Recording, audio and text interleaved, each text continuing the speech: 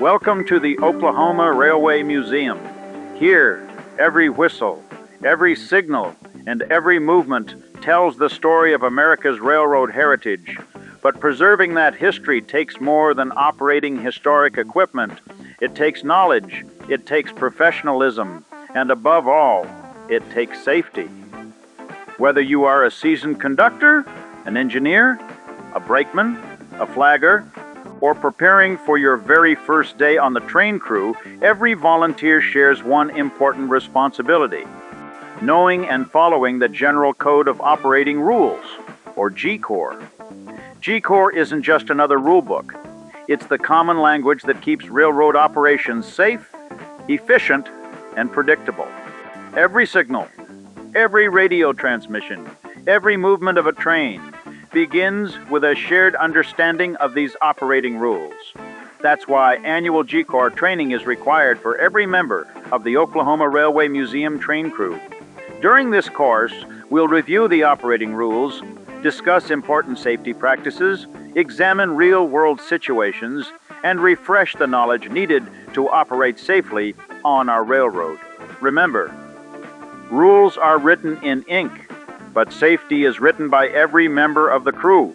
So find a comfortable seat, open your rule book, and let's begin another year of safe railroad operations.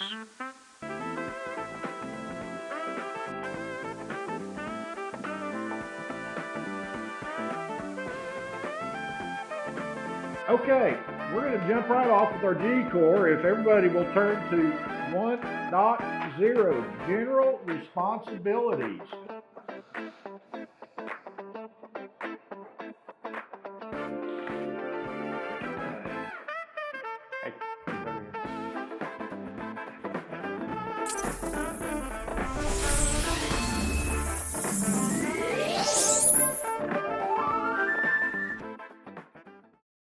Safety is the most important element in performing duties. Obeying the rules is essential to job safety and continued employment. And I know we're all volunteers, but you don't follow the rules as volunteers, you can still be a volunteer. You just won't be part of the train crew. 1.1.1 is probably the most important thing you will see in this book. Maintaining a safe course. In case of doubt or uncertainty, take the safe course. Now, hopefully you all understand what the safe course is. If you don't understand, you probably need to just stop what you're doing until you get the proper direction and instruction, okay? Never just assume something is one way or another. If you don't know what is supposed to happen, stop, ask, okay? This is all real time.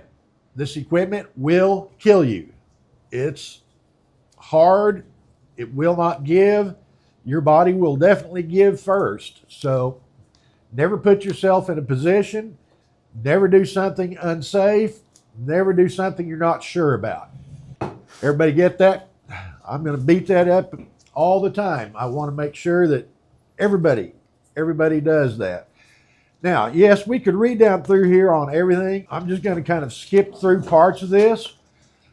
1.1.4 is condition of equipment and tools. We have a bunch of tools and things that were mostly donated to us.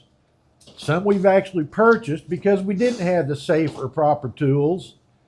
And that also is your cars and your equipment. Those are tools we use out here at the museum. So safety inspections and such are very important, regardless if you're just digging a hole with a shovel. You don't want to use a broken handle, swinging a spike maul with a broken handle. So always inspect your equipment, smallest hand tool to the biggest locomotive. 1.3.1, rules, regulations, and instruction. Now this is something a lot of people haven't quite understood, and I want to make sure everybody's clear on this. Your GCOR book is something you have to have with you while you're in service. Now, we have tried to put some of these copies in the cabs, in the locomotives. We used to have some in the cabooses, but you need to make sure wherever you're stationed that you do have a copy of the GCOR, whether it's your own personal copy or a museum copy that is placed in that particular car. So Somebody, whoever that conductor or brakeman is, will need to have a copy of GCOR. Down at the very bottom, we've got issued, canceled, or modified. You see that little section? And it's under general orders, yes. Rules may be issued, canceled, or modified by a track bulletin, general order, or special instruction. Okay? We have a spot for all that information right there where the sign-in log is for hours of service. Okay? You are supposed to be checking those every time you come out and sign in as an hours of service crew member. They can change. Now, the odds are something changed without you all knowing it are very slim, but it has happened. So you should be reviewing those. Make sure you know what they are, where they are, and what information they contain. Okay? General orders, are numbered consecutively, are issued and canceled by a designated manager, contain only information and instructions related to the rules or operating practices. They replace any rule, special instruction, or regulation that conflicts with general order. Okay? Not a hard one to understand. And those are right there where the crew sign-in is, by the way, if anybody doesn't know. Right there where you sign in as crew member, just to the left, there's 2 clipboards there. All right, we're going to skip over to Hours of Service Law 1.17. Employees must be familiar and comply with the requirements of the Federal Hours of Service Law. Employees are expected to use off time so they're prepared for work. Well, we're not employees, volunteers, but we do fall under that Hours of Service Law. You cannot work more than 12 hours. For some reason, should that occur, you can work long enough to get your train off of the main track and secured, but must do so quickly, or you need to do so prior to, if at all possible. You're also supposed to have 10 hours of uninterrupted rest between your next assignment. So if you worked out here till 10 o'clock at night, you need to have 10 hours of rest, which then puts you at 8 o'clock in the morning as your next available time to volunteer on hours of service. So just think about it. If you've worked your 12 hours, you need to make sure you've had 10 hours off, okay? We have run into circumstances to where that does come into play, especially during polar. It can catch you very, very, very quickly. Yeah, movie shoots, there's a lot of different things. Inspection of freight cars. That's 1.33. When personnel are not on duty primarily to inspect freight cars, each car placed in the train may be moved after it has received a safety inspection as follows. Cars must be checked for leaning, sagging, improper position on truck, objects hanging or dragging from the car or extended from the sides, insecurely attached doors, broken or missing safety appliances, content leaks from placards of hazardous material cars, which thank goodness we don't deal with, insecure coupling devices, overheated wheel or journal, broken or cracked wheel, brake that fails to release, staff type brake not in the fully raised position, any apparent hazard that could cause an accident. So those are just what they say, but it's all inclusive. Anything and everything humanly possible on that car you look at. Could a car be sagging? Yes, it could be in the middle. Could we have something offset and the car be slightly tilted? Yes, it could. Do we have flat cars we use? Yes. Is the staff brake fully raised? You need to make sure of that, because you can lower them for loading equipment and doing other things. People get out here and play with stuff. It's not just volunteers. We have lots of guests who think they want to tinker with, touch, and play with everything we own out here. So you have to be very careful and watch, because that's something the real railroads don't have quite the same problem with, that people can get up and physically touch their stuff. They shouldn't be. It doesn't mean they don't, but here people do that. So you've got to look for all those things that could happen to your car. You do not want to have a failure out there on something that you could have prevented by catching it while you're doing your car inspections. And this just says freight cars, but this also goes for your passenger equipment. There's nothing different. It's a car. Are things broken, loose, and hanging? Do you see issues? Look at your couplings. Look under. Make sure every valve is turned the correct way. You'll find out on your terminal if it's not, but there's a lot of things you can do on inspection first off that are going to save you time later down the road. Okay? All right. Now, let's see. We're going to go to 1.41 on the next page. Engines coupled to occupied passenger cars. Engines coupled to equipment that includes occupied passenger cars must not be left without an authorized employee in charge. Okay?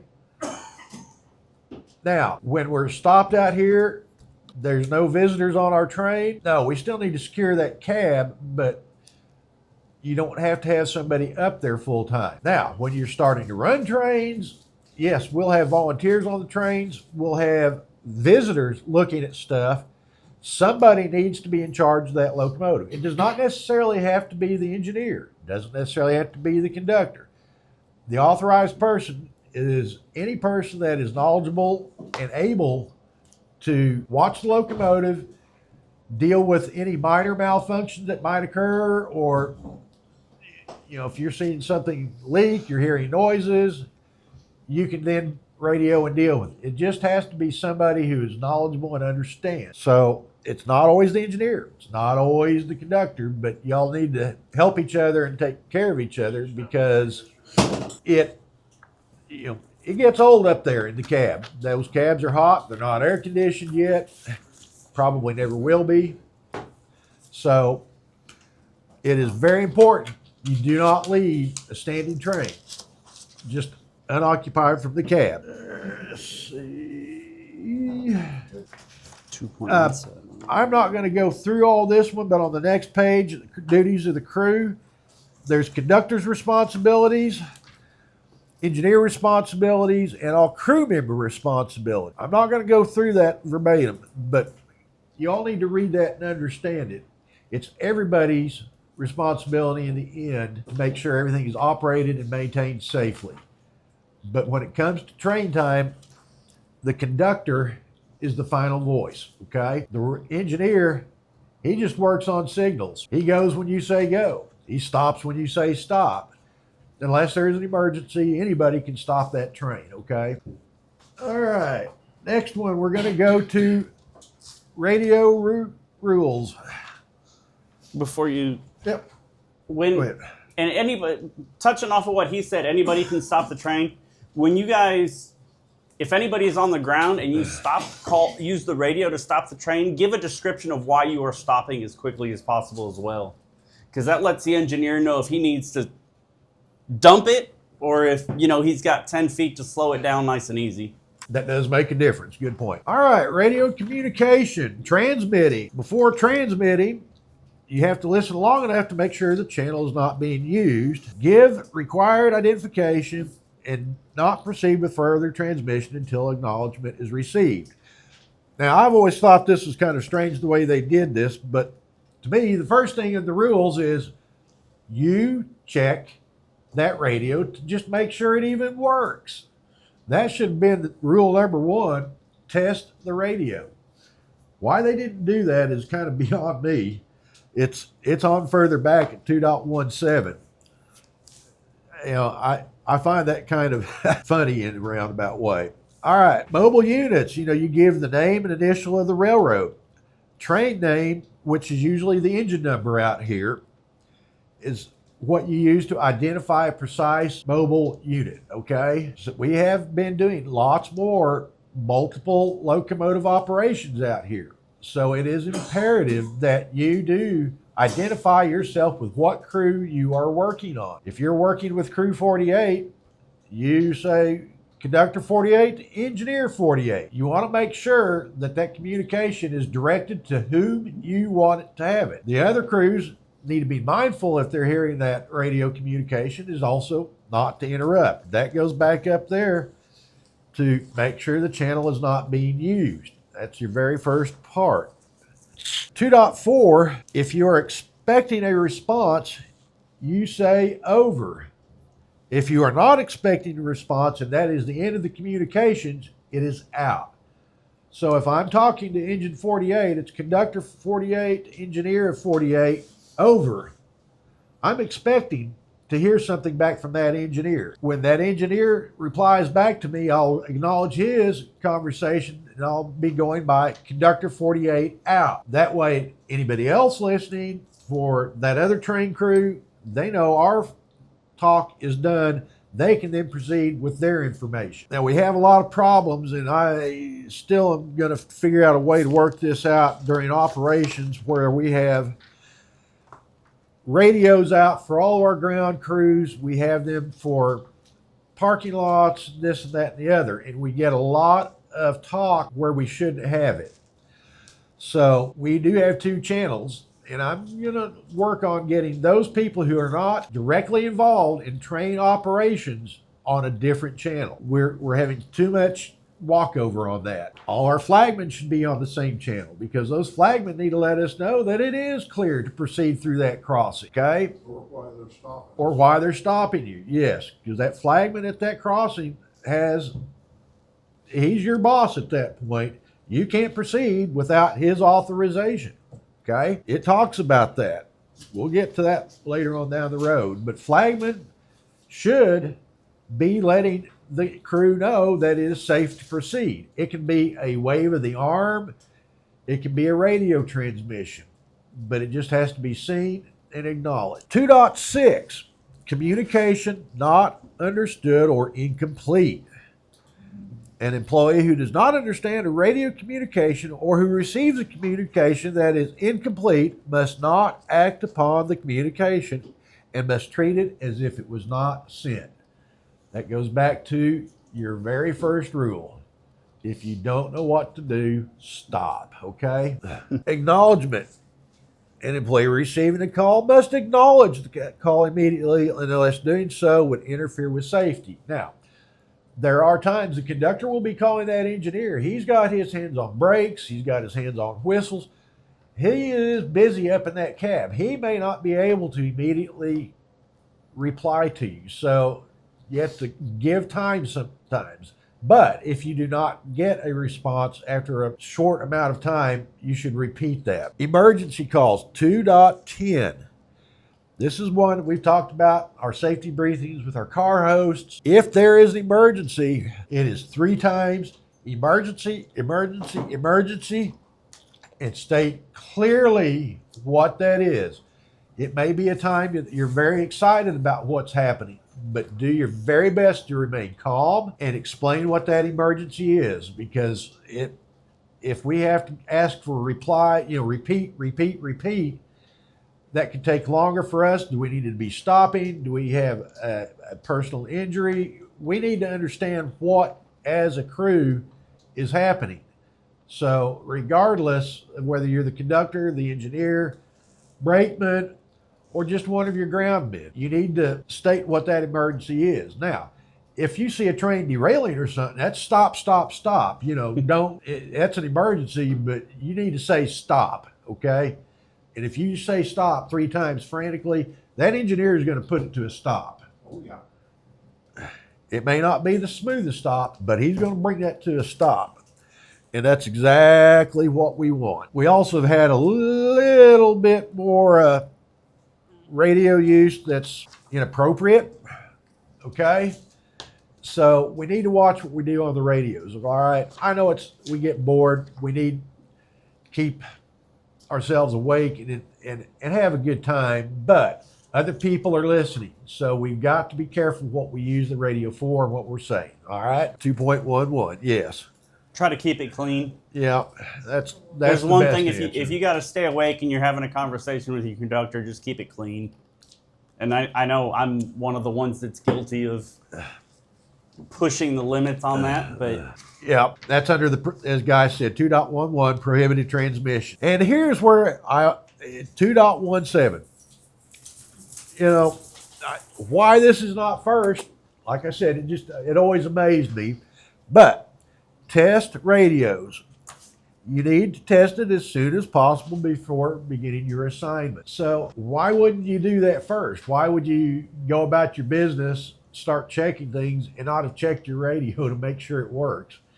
You want to do that if you're near the depot, that way you can replace your radio with another one if one's out of service. Just verify that things are working, okay? That, not hard at all. All right, let's see here. We've covered. Hey, Greg, Yes, yes, on the, I was on the train, we had a guy had that. yes. And we, I think John was marking that, but down around the 23rd Street Bridge. So we got to 30th Street, but it's okay to use that, because it doesn't say anything about. Oh, yes, absolutely. All right. I 'Cause we mean- carry a lot of old people. Yeah, we have people that are probably would otherwise not ever get on a train, okay? And we want those folks to have a good time, but we have to also understand there are problems and they do happen. And we have had that issue before. So yeah, it's just listen. If you're walking the train, visiting with folks, make sure everybody's having a good time and just they're okay. Well-being is very important. On electronic devices 2.21, guess what? You're not supposed to use those. Now, we can authorize the use of those. No. For use as timing devices and other things, we can use them because it is an authorized piece of equipment by the railroad at that point, okay? It's not up there for pleasure. It's not up there for watching video games. It would be used for a specific function, okay? And yes, we do use them for timers. We're watching time. You can also, since we don't have speedometers in the locomotive, you can run speed on that. You can catch what your speed is actually going. So there are times that we will authorize the use of an electronic device, but understand and read through this. They're not to be used for anything other than railroad approved uses, okay? Period. No gaming, no this, that, or the other. Does that count if we have like digital versions of GCOR on our phones, for example? Is that allowed to do that?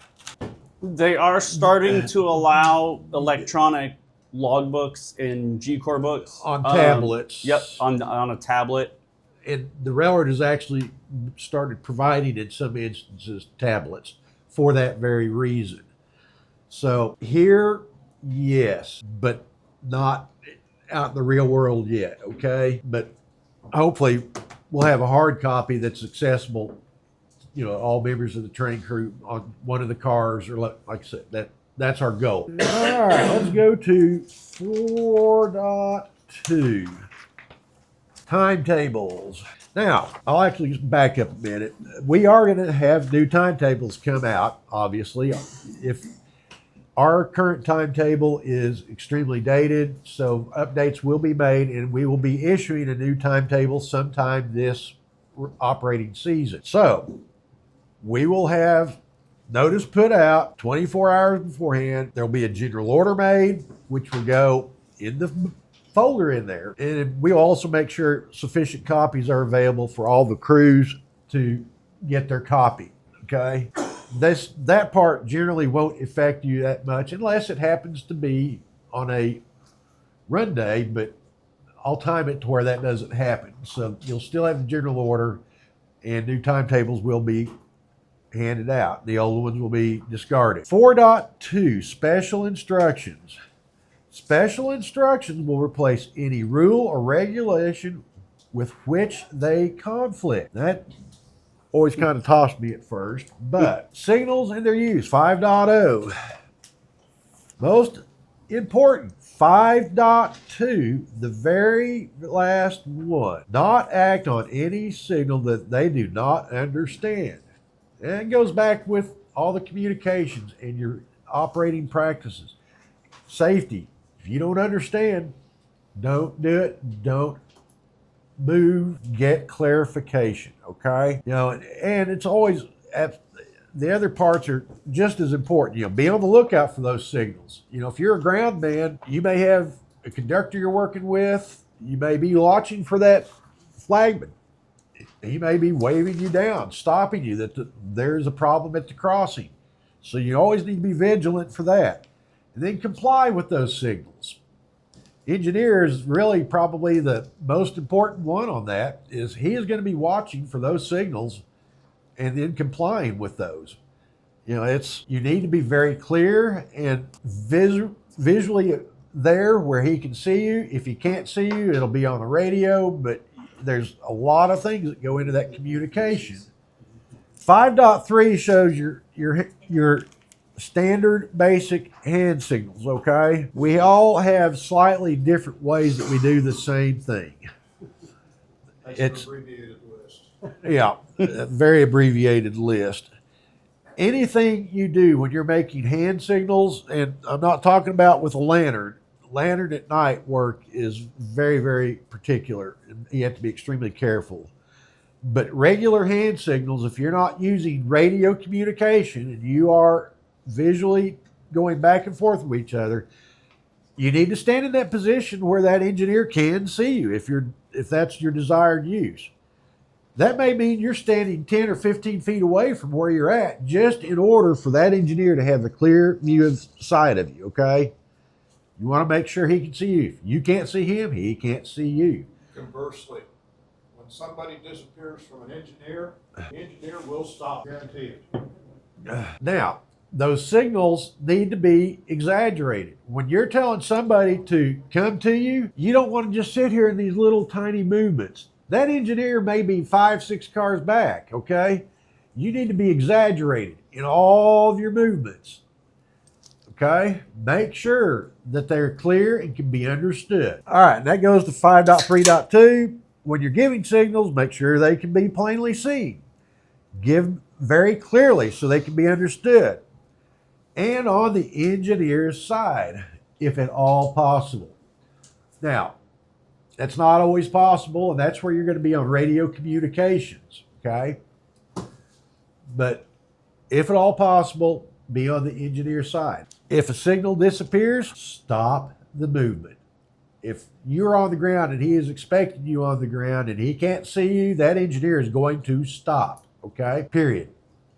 And we will do it. That has been done, and it'll be done again in the future, I promise you. 5.3.7, radio responses. When radio communication is used to make a movement, crews must respond to specific instructions given for each movement.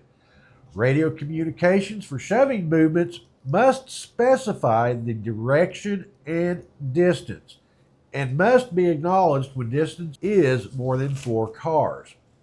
Okay, does everybody understand that? It'll show it talking here later, but distance is measured by a standard 50-foot increment.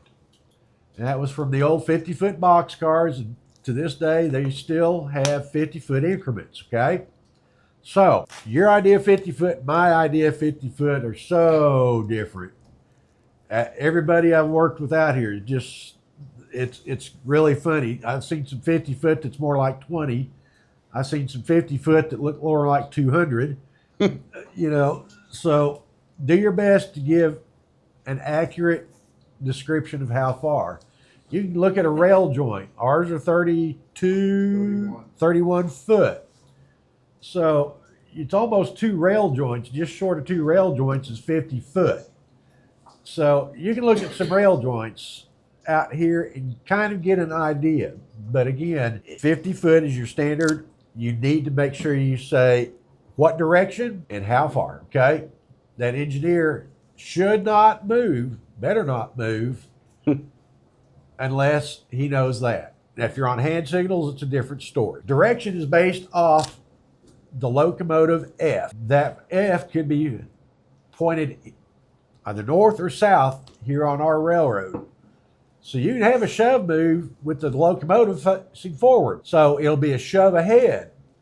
So many cars, and you'll have that direction because you're shoving ahead. Ahead being the F part of that locomotive, okay? You just got to make sure you know which way your locomotive's facing. I've gotten confused out here and done totally opposite myself. So I promise you, it's easy to do. So, and again, that engineer, if he doesn't quite understand, you're telling him to shove back and it's really going ahead, he's going to probably stop and not do anything. All right, and then the engineer is going to stop within half of that distance unless additional instruction is received. Now, that goes back to that brakeman conductor. If you don't tell that engineer if you gave him a 20 car clearance If at 10 cars you're not telling him you have 20 more cars, guess what?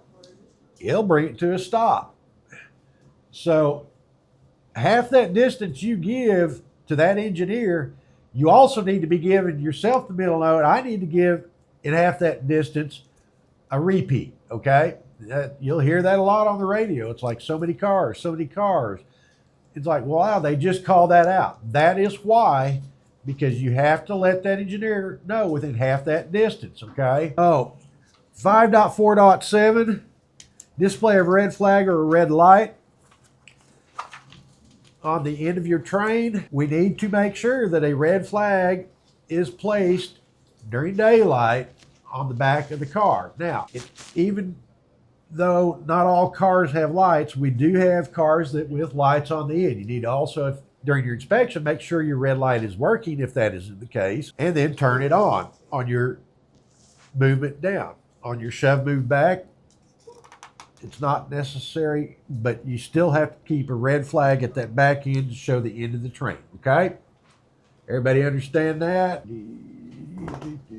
don't think that's right. There's that, the red flag. This is 5.10 markers. A marker of the prescribed type must be displayed on the trailing end of the car to indicate the rear end of the train. That goes along with what we just talked about. That shows your end of train. We're going next to the blue signal protection of workmen, 5.13. We could spend the entire day on this one, okay? This is a no joke. And it's very important. Yes. Now, while I'm not going to spend an extreme amount of time, this is a section I want everybody to make sure they've read, they understand. If there's questions, they can get with it. But, you know, this is verbatim. The rule outlines the requirements for protecting railroad workmen who are inspecting, testing, repairing, and servicing rolling equipment. In particular, because these tasks require the workmen to work on, under, or between rolling equipment, workmen are exposed to potential injury from moving equipment. Take that to heart, because every one of you at some point will be that workman, okay?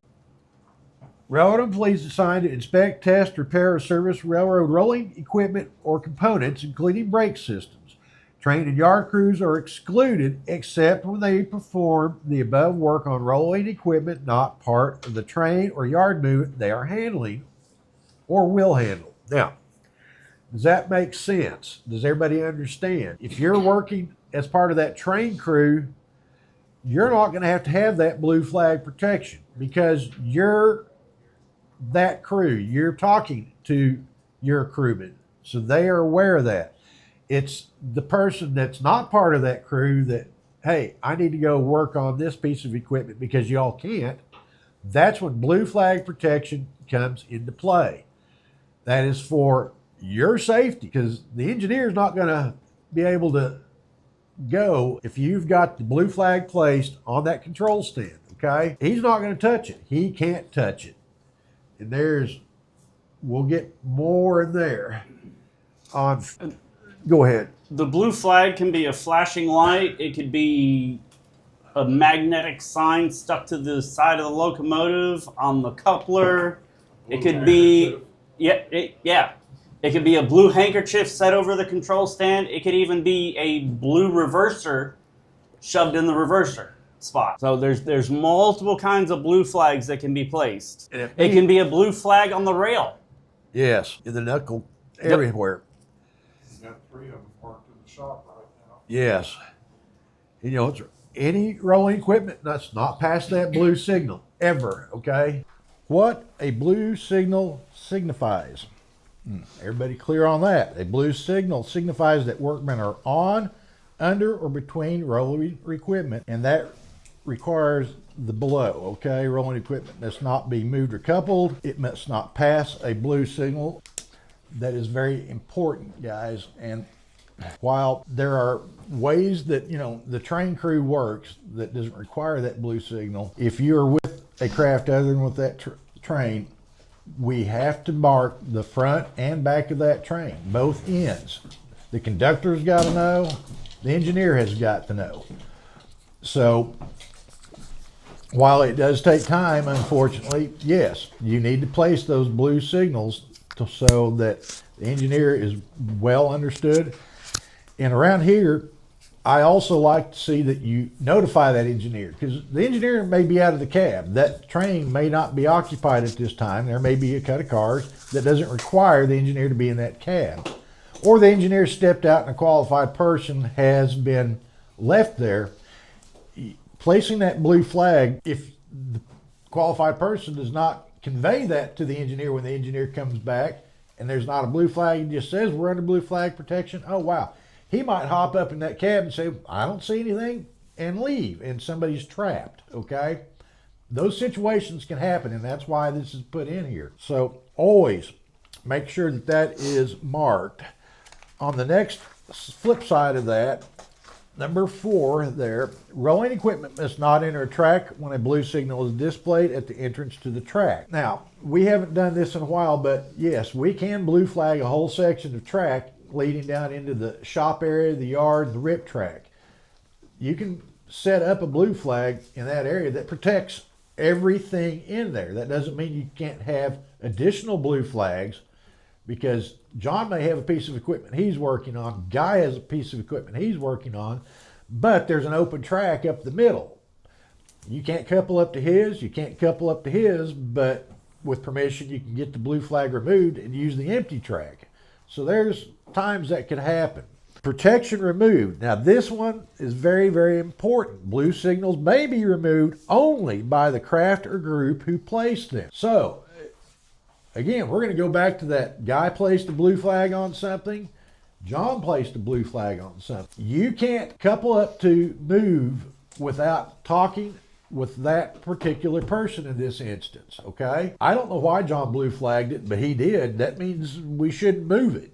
Guy did the same thing, but I can talk to Guy and say, hey Guy, I need to move this piece of equipment. Do I have permission? And he can tell me yes or no. And with that permission, then it could be removed if he is not available, okay? But you can't just randomly hook up to anything if it has that blue flag on it. Now, there may be a group of people who are working on it, and this group may include Eric, Paul, and Guy. And they're all together on what's going on, and any one of that group can say, yes, it's okay to remove, because they're part of a group and craft. Does that make sense? Does everybody understand that? So it's not just necessarily one person can be a member of that group. All right? Very important. Don't just go pulling. 6.2, initiating a movement. Before initiating a movement on a main track, a crew member must receive a track warrant or general track bulletin. Now, you notice it says on the main track. If we're making a yard move and things like that and not out on main 1 or main 2, a track warrant isn't required. But if you are going beyond those points and out on main 1 or main 2, switching and doing things, a track warrant will be required from the dispatcher, okay? Very, very important. 6.3, main track authorization. Now, this is another one of those that everybody needs to remember. We are working under Rule 6.14, restricted limits. Beat that one into your head, okay? That is very important to remember, very important to know, because there are different authorizations for main track, but we use only 6.14 restricted limits on our railroad. 6.4, reverse movements. Do we make reverse movements here at the museum? Oh, yeah. Well, not really. We're doing shove movements, but we're not doing reverse movements. There is a difference, okay? Because we are using 6.14 restricted, that changes everything, okay?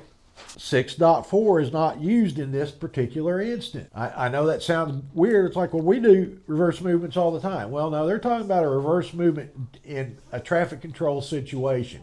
We're not signalized. We're not doing any of that. We are in restricted limits, so there is not a technical reverse move. It is always going to be a shove move. The next one we're going to is 6.5 on the next page. Shove movements. Well, suddenly, all right, since we don't do reverse movements, here's all your rules for shoving movements. Cars or engines must not be shoved until the engineer knows who is protecting the movement and how the protection will be provided. The employee providing protection for the movement shall not engage in any task unrelated to that movement. So, when you understand, since we're under restricted 6.14, everything is a shove movement. So this gets back to which way is your locomotive facing. So you're going to know if it's a shove ahead, shove back, and you're still going to have to say, hey, conductor 48, engine 48, shove ahead, and then you'll give the car count and all that. And you need to be the one, he needs to know where you're at, how you're providing this protection, okay? When we're doing our normal train rides, you're protecting from the rear of the train on that shove movement. So you'll let the engineer know that conductor is providing this protection. It may be the conductor is doing other things and he's got his brakeman doing the protection, okay? So somebody has to be in charge of that move. And that's all they're doing. They're not visiting with passengers. They're not doing anything else. They're protecting that move, okay? When cars or engines are shoved, crew members must be positioned to provide visual protection, okay? And again, you're going to be at the end of the car. You're going to be watching what you're shoving against. If it's during polar, you might be sitting in the cab of the locomotive on the other end. You're still going to be providing that protection from that point and watching what you're doing, okay? It doesn't matter what kind of a piece of equipment, whether it be a passenger car, an inspection car, riding on a flat car, you still have to give that protection. All right, and then again, it's the same thing we've got to have. You got a direction will be described in the relationship to the front of the controlling locomotive F stencil. We've already touched on that, but here it is in print. You got to know which way that locomotive is pointing. And if you don't know, ask your engineer, okay? It's all right. If you don't know, the safe course is ask, okay? Always. All right, and then, instruct the engineer to the locomotive using ahead. Instruct locomotive engineer to go backward, you go back up. To instruct the engineer to stop, of course, stop. Communicating in distances using 50 foot as the standard for one car length. There we go again. This is back to how far, okay? Do your best to figure out what that 50 foot is in your eyes looking down the track. It's very difficult to look down a straight piece of track and know how many cars can I really see. It really is difficult. Engineer must acknowledge that distance when more than 4 cars. So as you're doing your shove move going to 50th, you give him 30 cars, he needs to repeat 30 cars. You make sure he said 30 cars, because we have had issues before where the communication wasn't clear and the wrong number came back. So make sure, if you're the one calling out that car count, that the engineer correctly gives you back the read, okay? Engineer needs to do that. Now, when it's less than 4 cars, that's usually going to be working in the yard, doing a coupling move, and he can't do radio, brakes, throttle all at the same time, okay? So that's why when it says 4 cars or more, he's not going to be as busy. If it's less than 4 cars, you're coming to a joint most likely, or to a stop at a bumper post or something. He can't talk on that radio, okay? That doesn't mean you stop giving instruction. You keep giving 3 cars, 2 cars, 1 car, half a car, 10 feet stop. He doesn't have to reply, but you are still required to give the information, okay? There, everybody clear on that? Really? Everybody? Everybody? All right. Let's see. Let's go to 6.14. This is restricted limits. Between designated points specified by signs and in special instruction, trains and engines are authorized to use main track that not protect against other trains or engines, only after obtaining a track warrant, listing all track bulletins that affect their movement. all movements must be made at restricted speed. So restricted limits, restricted speed. Restricted speed is being able to stop within half the distance, okay? So if you're an engineer and you don't think you can stop in half the distance of that 10-car count, you better slow down. It's not up to the conductor to do it. That's your job as the engineer, okay? Is there an upper limit on how fast that is? Well, if you look at our timetable, we have a 10-mile-an-hour maximum speed on our railroad. So you have to be able to, if you're running at 10 miles an hour, you have to be able to stop within half a distance at 10 miles an hour for whatever that distance given to you is. So if it's 50 cars, you've got to be able to stop in 25 cars, basically. So 10 miles an hour can be pretty quick. If you've got a big string of cars and a lot of weight on you, it doesn't stop on a dime, guys. They just don't do it. It's just like you see all these accidents on crossings, on railroads and stuff. You don't have to be going fast to not be able to stop. I mean, they do not stop on a dime. I don't care if it's a light locomotive. You're going to slide. You're not, even if you lock up all your brakes, you're not stopping. It's going to take time. Now, 6.27. Movement at restricted speed. When required to move at restricted speed, movement must be made at a speed that allows stopping within half the range of vision. Okay, what did we just talk about? Well, here it is spelled out in GCOR. This is the rule. You've got to be able to stop within half that distance. And they give a list of things that could be stopped short of, but I mean, you better be watching for broken rails, all kinds of things out here on our railroad.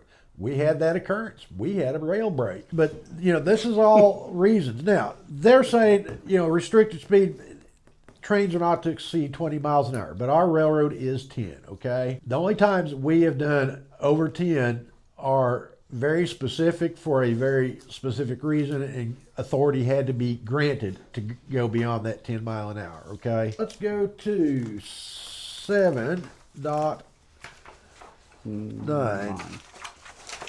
Switching passenger or occupied outfit cars.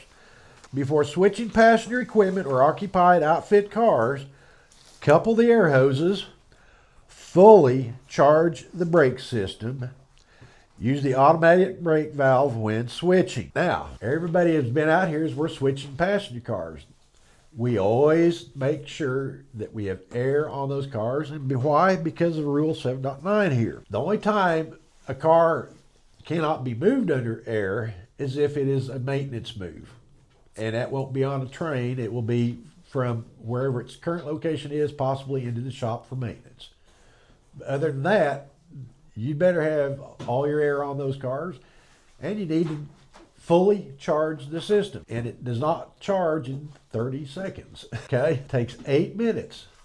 So couple up, get your air on as quickly as possible, and then do a set and release. You can always make sure that that car is working, okay? Let's see.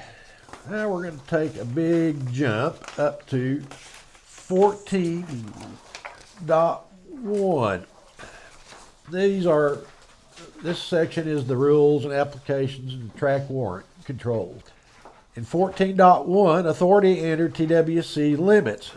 It's where designated by the timetable, a track warrant will authorize main track use under the direction of the dispatcher or as prescribed. And we're under rule, what? Anybody? 6.14. There you go. Restricted limits, okay? And if you look at that example they give you there, ours is a little bit different, but there are boxes there that check for track bulletins in effect. So if there's something up, your track warrant will give you the information required, okay? That is why this is required. Now,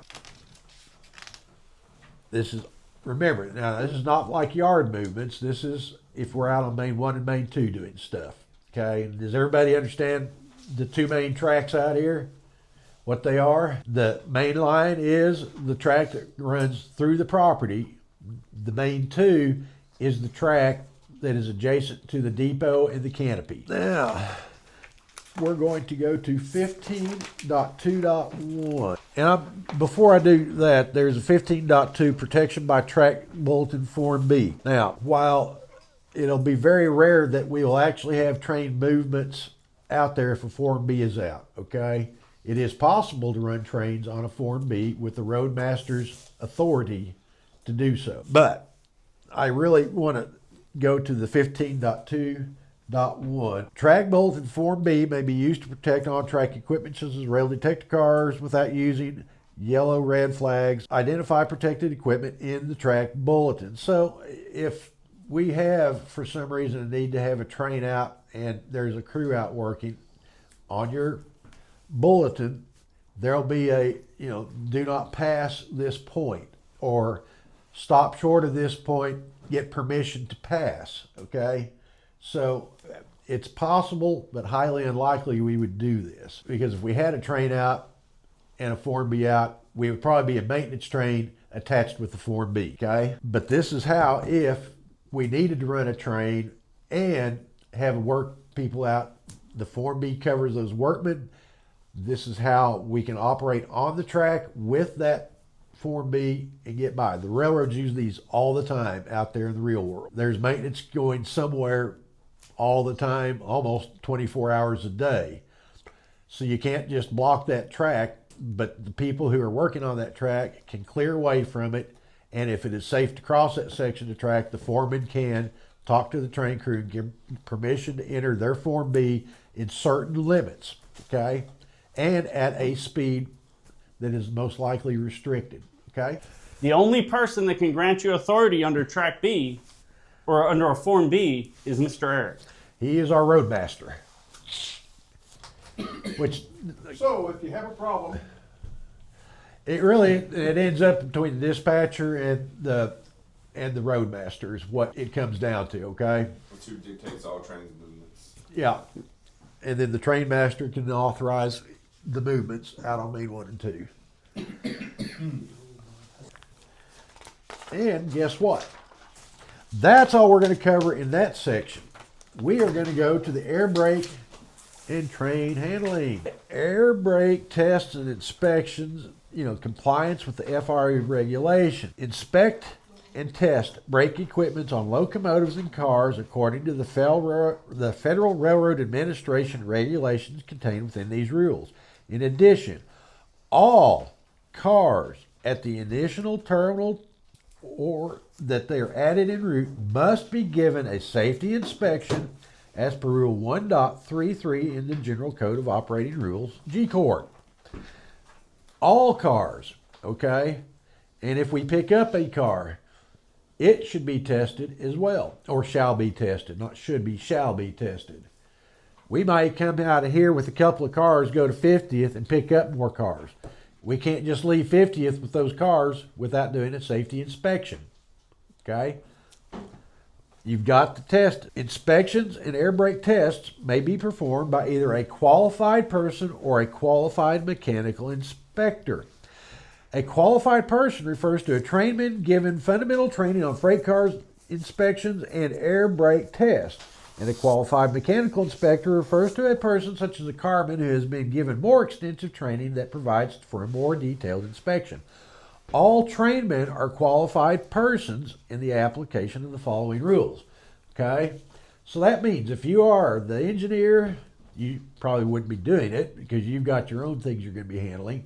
But if you're the conductor or brakeman, you should have all of the basic knowledge or are learning it, and you're shadowing somebody with the knowledge on how to do the tests and inspect the equipment, okay? All cars of a train at a terminal, at the initial terminal, or cars that are added en route must be given a full safety inspection. Is that true or false, guys? Do you have to do that? Okay, remember that. We've stopped people before. Engineers have said, hey, not moving. You've coupled up and we're leaving with these. I'm not going to take them until you've done that inspection because, oh, wow.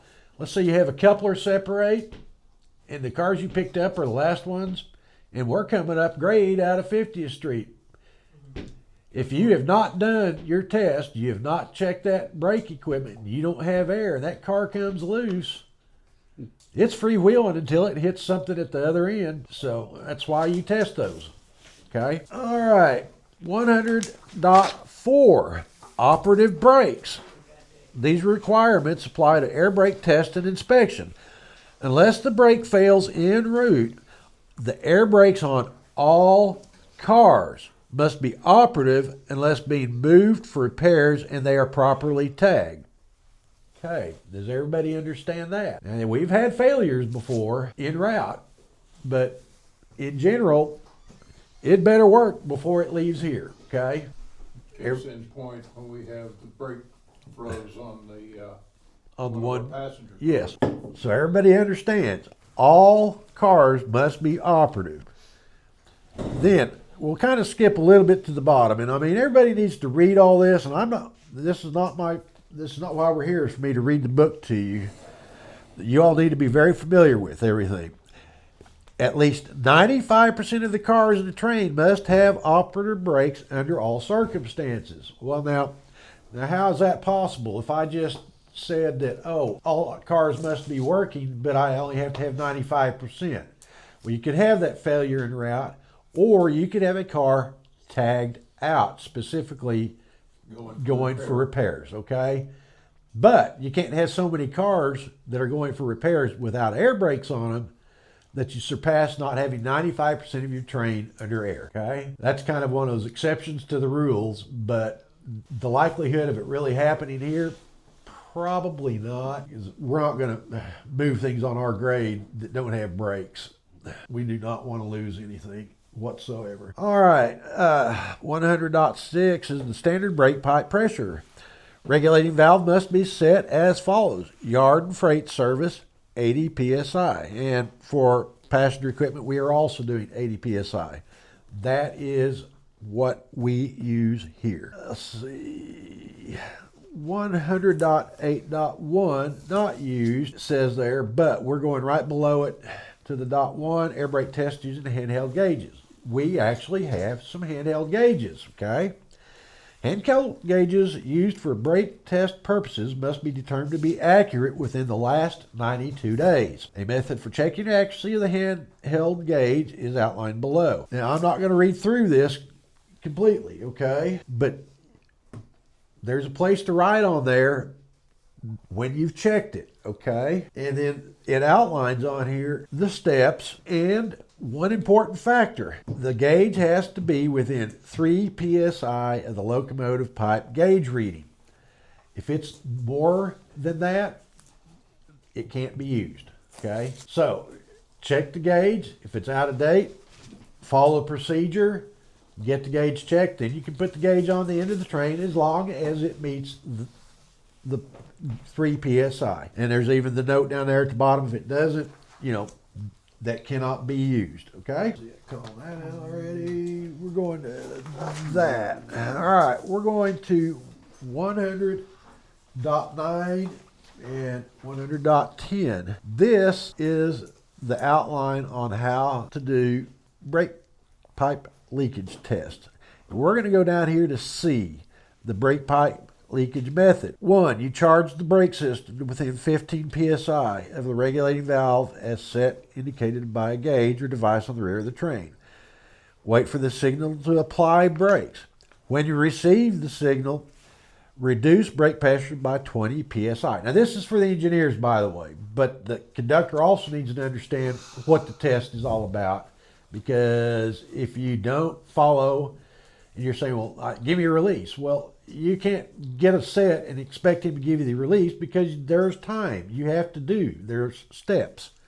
So once you've given the 20 psi, you allow the brake pipe to exhaust. You wait 1 minute, cut out the automatic brake valve, wait an additional 1 minute for the brake pipe, pressurize and equalize. Then time the brake pipe leakage for 1 minute. If the leakage does not exceed 5 psi, very important, 5 psi, the test is complete. If the leakage exceeds 5 psi, the train must be inspected for leakage and retest it. When you receive the signal to release the brakes, move the automatic brake valve to the release position and cut automatic brake valve in. Now this was for 26L. If I have, God, it's been too long. That's right, isn't it, Guy? Yep. Okay. 26. All right. For 24, it's a little bit different. For any other brake Any other brake system. Yeah. It's a little bit different. Steps 1 through 3 are the same, and then you lap and then wait 1 minute. Then you go to Then you go to the time. So there's a little difference there. You don't have the equalization that you have to deal with. Right. Now, those of you who are going to be becoming engineers, you'll get trained on this very intently, okay? Because getting this terminal test done correctly is very, very important. So, I don't expect you all to understand why on all this, and like I said, the 2 different brake systems we use here, but as a conductor or a brakeman, you've got to understand there are times that are going through in that cab and you have to wait on that engineer to go through all these steps. Otherwise, he can't tell you what that leakage is on the train. So 5 pounds maximum leakage you can have. Remember that. Very, very important. We got more than 5 pounds. We got a problem somewhere. Yeah, you'll hear it. Yeah. You haven't let the train charge long enough. Is a lot of people get up there and try to do a terminal way too quick. You know, 8 minutes is really kind of the minimum on a charge on these cars, okay? Longer is better. Longer is better. If you've got the time to get air on it and get it good 15 or 20 minutes, you're better off. It does go down and give you the procedures for your terminal test and inspections, okay? You know, inspect before and during air brake test for the following. Inspect angle cocks and verify they're in the proper position. Inspect hoses to make sure they're connected and serviced properly. Look for leakage. Make necessary repairs to minimize leakage. And some of those leaks can be extremely difficult to hear. You know, the gaskets on those air hoses don't take much to bleed by, okay? And some of them you can really hear, some of them you can't.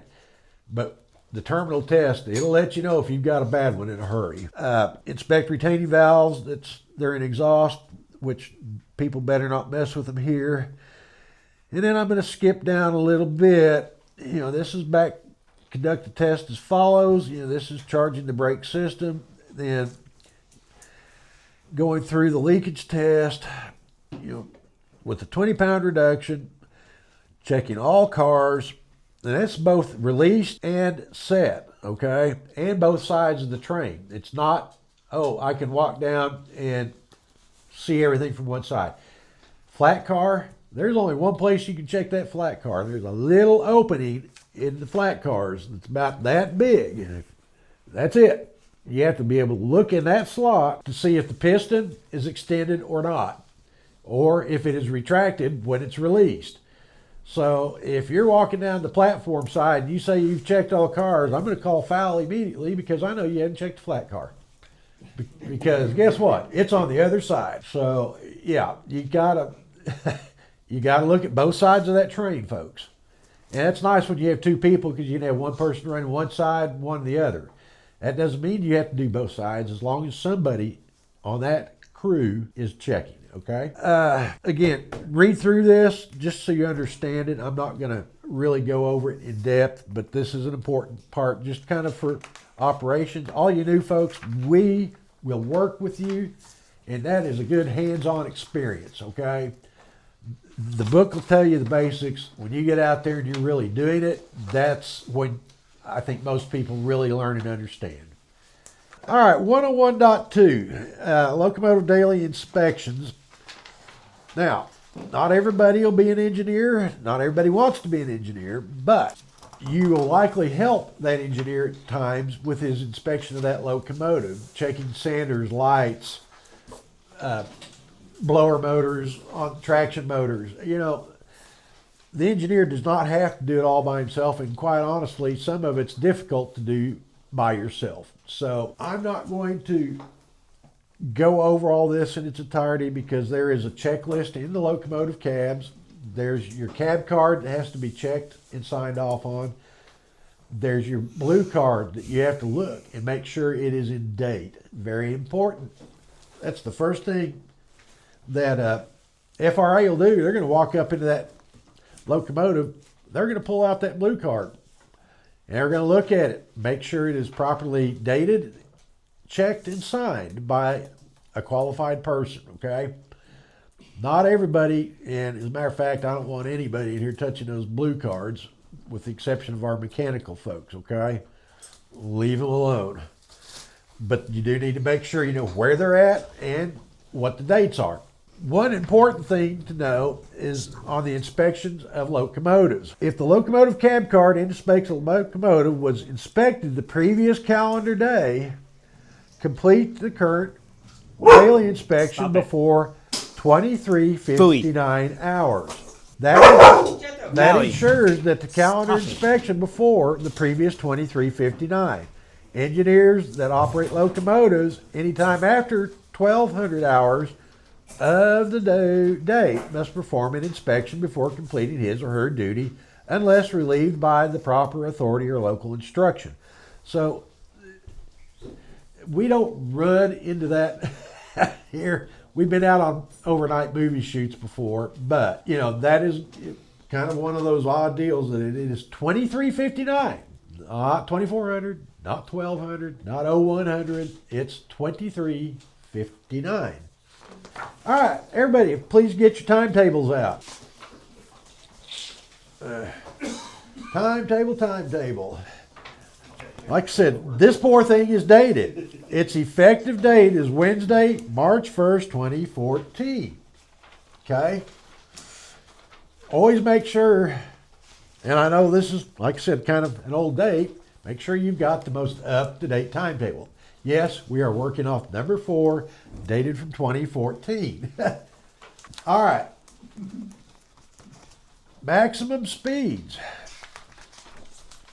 If you look in our timetable over on the first, if you open the inset page there, it says maximum speed permitted between milepost 337.3 to milepost 340.9, 10 miles per hour.